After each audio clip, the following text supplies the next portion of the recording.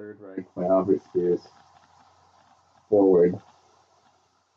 Adolf Hitler, in all his mighty malignancy, emerges in Speer's prose as neither a fool, a puppet, nor a political poltroon.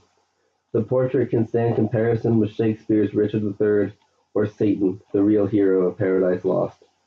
James P. O'Donnell, The New York Times Magazine. Inside the Third Reich is more than a superlative portrait of Adolf Hitler, and a remarkable contribution to the annals of World War II. The eminent historian Golo Mann has said that this book will be reckoned one of the foremost political memoirs of all time. Albert Speer was a gifted young architect. When in 1930 he first fell under Hitler's satanic spell, the energy with which he completed small commissions for the Nazi Party drew Hitler's attention to him.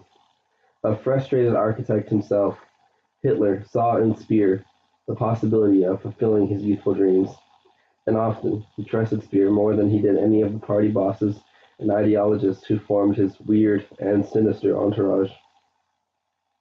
Early in the relationship, Hitler made Speer his personal architect and city planner, in charge of designing new state offices, stadiums, super palaces, and super cities for the future Greater Germany. Then came the war, and Speer moved on to still larger tasks as Minister of Armaments and Rohr Production. No longer Germany's dominant architect, but now the master technocrat, Speer, for a time, was the second most important man in the Reich. Virtual dictator of Germany's wartime economy, his production miracles undoubtedly prolonged the war, but the fascinating story of how he achieved them under Allied bombing and against opposition within Germany dispels once and for all the legend of a monolithic totalitarian state. Speer's accounts show the Third Reich as a patchwork of fiefdoms, with the local politicos fiercely defending their private interests and striving for their personal gain, no matter what the cost of the war effort. Although politically detached and interested in the intramural power struggle of the Nazi leaders only when they threatened to interfere with his work, Speer, from his vantage point within the inner circle, was able to view the Nazi elite at first hand. His assessments of them are incisive and vivid. The eccentric Hess, the shrewd and cynical Goebbels, the colorless Himmler, the bumbling but impressive drug addict Göring. Here, too, is a memorable portrait of Hitler's loyal and pathetic little mistress, Eva Braun. No, Madame P. Pompadour, Speer says succinctly. These memoirs also provide a suspenseful account of the strategies, victories, and defeats of the Nazis from their swift occupation of Western Europe. Through the disasters on the Eastern Front, Speer shows Hitler playing out his fantasy role of military genius, and later subsiding into apathy during the days of final debacle.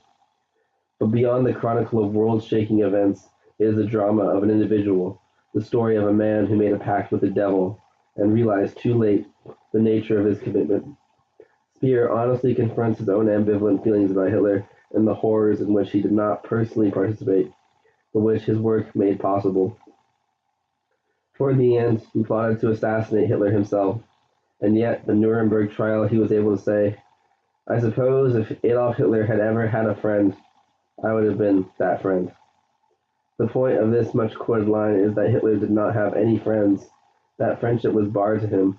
Speer was as close to him as anyone could have been, but even he could not touch the ultimate coldness. At Nuremberg, Speer was the only defendant to admit his share of guilt in the crimes of the Third Reich. Sentenced to 20 years imprisonment, he wrote the final draft of these memoirs in Berlin's Spandau jail, while his recollections of the events was still fresh. After his release in 1966, he organized the vast manuscript, which had been smuggled out of prison, bit by bit, into its present form. And now today, for the first time, you can hear it on audio. At the end of this book, as at the end of his trial at Nuremberg, Speer asks how all the crimes of the Nazi regime were possible. His answer is that for the first time in history, unlimited personal power was combined with the new devices provided by modern technology. It is a conclusion that may still serve as a warning to our time. End.